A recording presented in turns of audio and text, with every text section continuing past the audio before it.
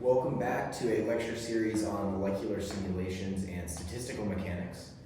Today we're going to be talking about it'll be a short lecture. We're going to be talking about something known as a Jacobian transformation. And in previous lectures, we've gone over things like how do you derive different free energies using Legendre transformations. We've looked at things like the Gibbs phase rule, the Maxwell relations, the fundamental relation equations of state. This is sort of our last topic in thermodynamics, and what Jacobian transformations are essentially just a mathematical trick. It's essentially the mathematics of determinants, and we're going to use that to our advantage when we do thermodynamic derivatives. So the Jacobian itself, if we have functions, so for functions, u, v, to w, so any number of functions, this could be internal energy, volume, entropy, whatever, that are functions of some variables, x, y, to z.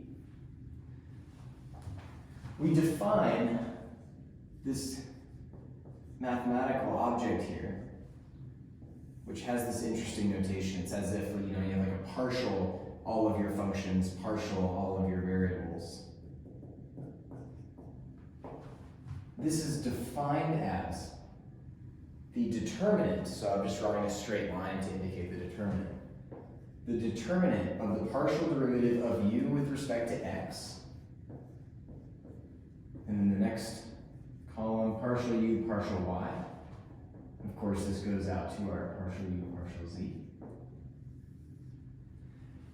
And then to populate the rest of the matrix, we just march along this these functions. So we have partial v, partial x, partial v, partial y, and so on.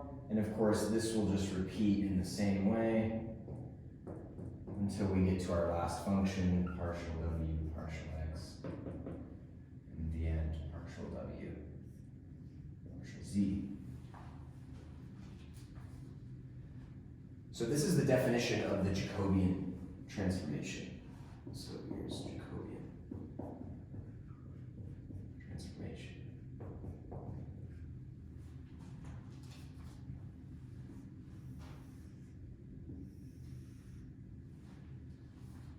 Now, the reason that this is extremely useful for thermodynamics is that these determinants have some incredibly useful properties with respect to these partial derivatives. So the first property of the Jacobian, property 1, is that if we have a partial derivative of some function with respect to one of our variables, and let's say all the rest of the variables are held constant, if you have something like this is just equal to this Jacobian matrix here of u, and then you bring all of these up, so y to z, over x, y, through z. So we can rewrite thermodynamic derivatives in terms of this Jacobian matrix. Okay, so this allows us to link the Jacobian to our thermodynamic derivatives, but what other properties do they have? Well, one property of determinants is that if you flip the arguments or you flip a row, the value of the determinant doesn't change, but the sign of the determinant does. So we can write that mathematically here within our notation. If you have the original Jacobian we've written before, this is going to be equal to minus, as if I flipped one of the arguments. So we'll just flip v and u here. So by flipping v and u, we gain that negative sign. Of course, if you flip multiple times, you just keep going by a negative sign. So if you flip 2, it's positive 3, negative 4, so on.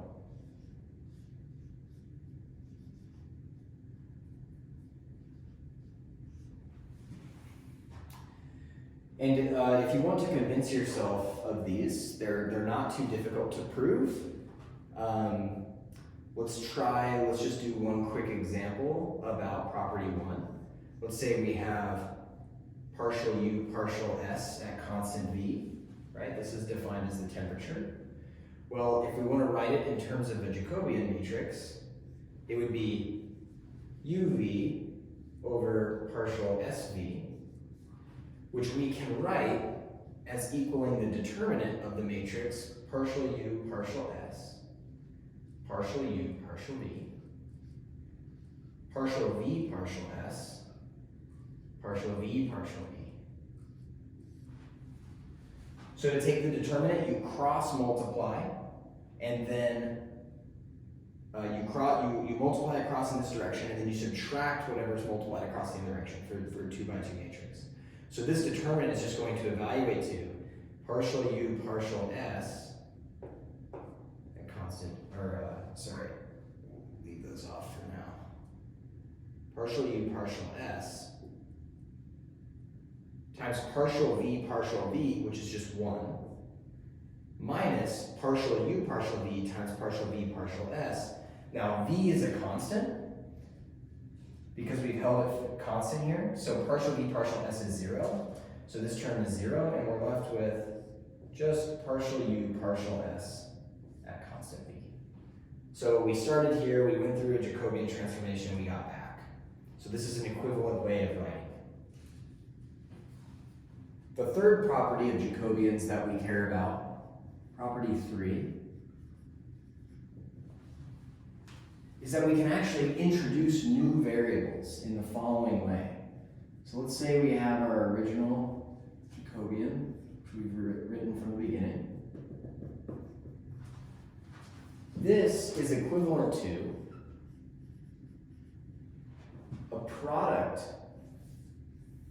of determinant matrices, or determinants of matrices, in which we introduce a set of new variables to the top and bottom on each matrix here.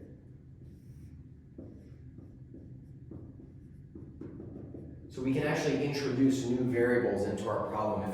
If we want to take a derivative and cast it in a set of new thermodynamic variables, we can use property 3. And finally, the final property that would be of use to us, property 4, is that we can actually invert these guys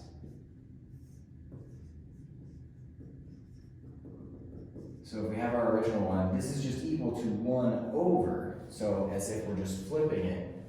If we take the top or the denominator and move it to the numerator,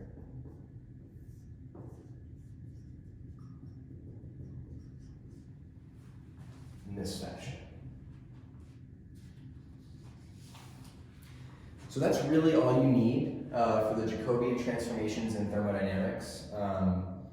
And really quick, I'm going to show you an example of how we can use this to actually solve some real problems. So I'm going to erase here and work with a fresh board. So let's start with an example.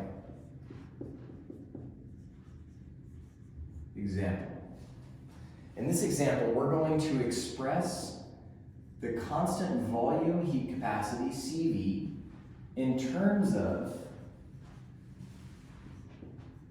the constant pressure heat capacity, the isothermal compressibility, kappa T, and the coefficient of expansion, alpha. Now, we need some definitions. So CV can be expressed as a thermodynamic derivative in the following way. T times partial S partial T at constant V. Cp is equal to T times partial S partial T at constant P. So notice the only difference is what is held constant in these equations. Kappa T is equal to minus 1 over V times partial V partial P. So how does the volume change with respect to changes in pressure at constant temperature? And finally, alpha is equal to 1 over V partial T at constant P. So how does the volume change with respect to changes in temperature? So why exactly would we want to do this? Well, maybe, perhaps, you have a material and you can go in and you can change its pressure and see how the volume changes. So you can experimentally determine kappa T. You could do the same experimentally with alpha of T, or with alpha, right? And maybe in your lab you only have access to the measurement on CP. You only have an apparatus that can measure this sort of thing at constant pressure, right? And you want to estimate what the constant volume heat capacity would be. Well, how do we take this term and write it in terms of the experimental data that we know? Well, we can use Jacobian transformations to get us there. So if we start, we have CV is equal to T partial S partial T at constant V. Well, we know from the definition of the Jacobian that we can write this as partial SV partial TV, this determinant matrix, right?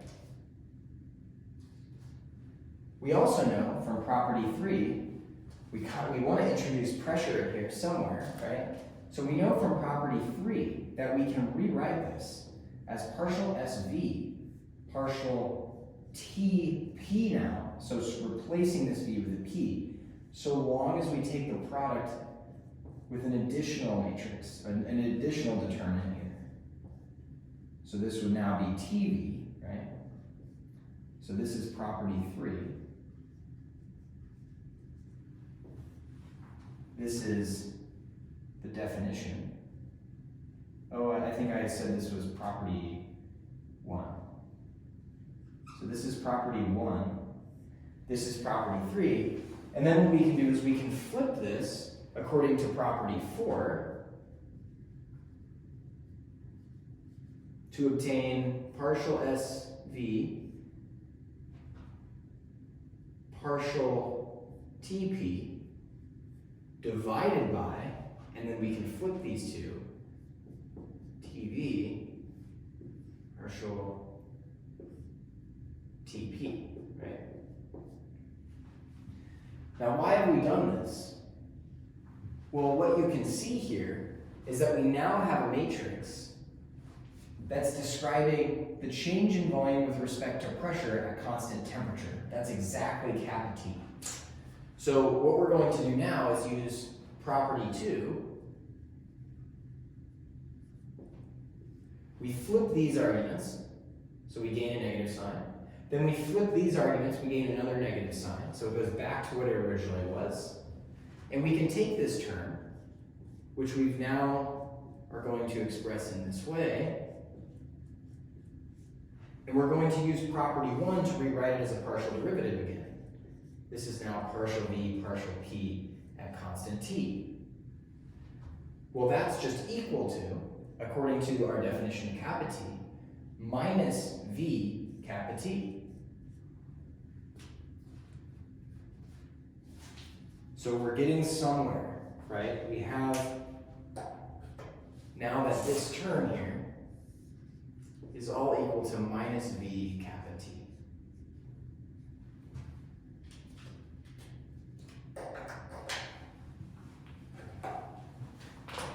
So let's rewrite what we have so far and consolidate everything. We have CV. Oh, and it looks like maybe I lost a T in here. Let me just add that back in. It looks like what we have now is T, and then we had divided by minus V kappa T times this other Jacobian.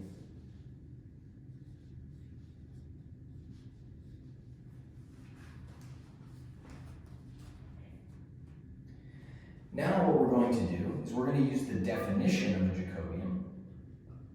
Definition of a Jacobian. Jacobian. And we're going to write out this entire term. So we have minus T over V kappa T times, now remember the determinant of the matrix, you cross multiply and then subtract the other cross multiple. So we'll have partial S, partial P, right, this direction here. and this will be at constant t, right? Times partial s, well, let's write it out, let's be safe. We have partial s, partial t, partial s, partial p, partial v, partial t, partial v, partial p. So what we have rather is partial s, partial t at constant p times partial v, partial p at constant t minus the other cross multiple, partial s, partial p at constant t times partial v, partial t at constant p. This is just the definition of this Jacobian object, the determinant of this matrix.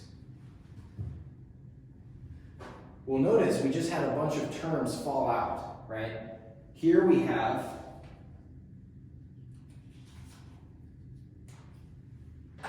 a partial s, partial t at constant p. Well, that is just equal to Cp over t, according to our definition. We have a partial v, partial p at constant t, which is just equal to minus v kappa t. And we have a partial v, partial t at constant p, which is just equal to alpha v.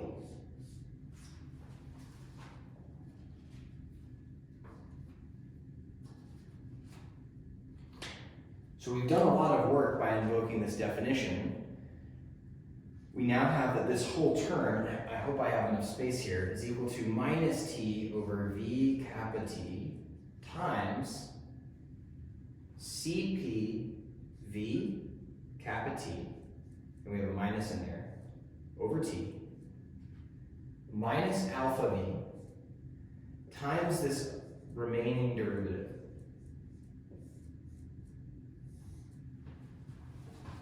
So what I'll do is I'll rewrite this board, but you can see exactly what we're doing here. We're just invoking each of the properties to manipulate these derivatives in such a way that we can extract out all of these specific terms. So all I've done is erase the board and rewritten where we had got to in the last board. So we have this expression. The only remaining piece to this puzzle is understanding what this term is. Well, we know that partial s, partial p at constant t is related to other thermodynamic derivatives by the Maxwell relations. So there are some Maxwell relations, Maxwell relation, that will get us from partial s, partial p to where we're trying to go, right? Now, I'm going to leave it as an exercise to you guys to determine this, but there is a Maxwell relation, partial s, partial p at constant t, that is equivalent to partial v, partial t at constant p. Well, once again, this is just our alpha v. So we now have that this is alpha v, and so this product will be alpha v squared, or alpha squared v squared. So I'll leave this as an exercise.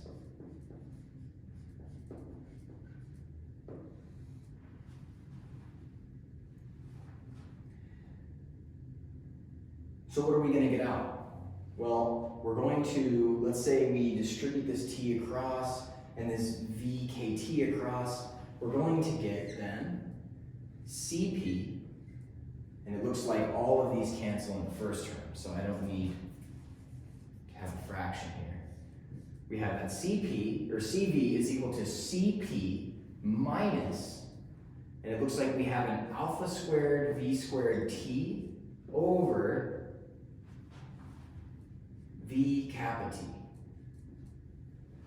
So we just lose one v here, and this is our expression for Cv in terms of the other variables. So you can see that these Jacobians are extremely powerful. You can use them to do all sorts of thermodynamic calculations, and that's why I wanted to introduce them in this short lecture. Next time, we are going to be getting into statistical mechanics, in which we attempt to unite the things that we learned here in thermodynamics, sort of our macroscopic picture of how matter behaves, and we're going to unite that with our microscopic picture for how atoms and particles move around according to the equations of motion. So thank you guys very much, and I'll see you next time.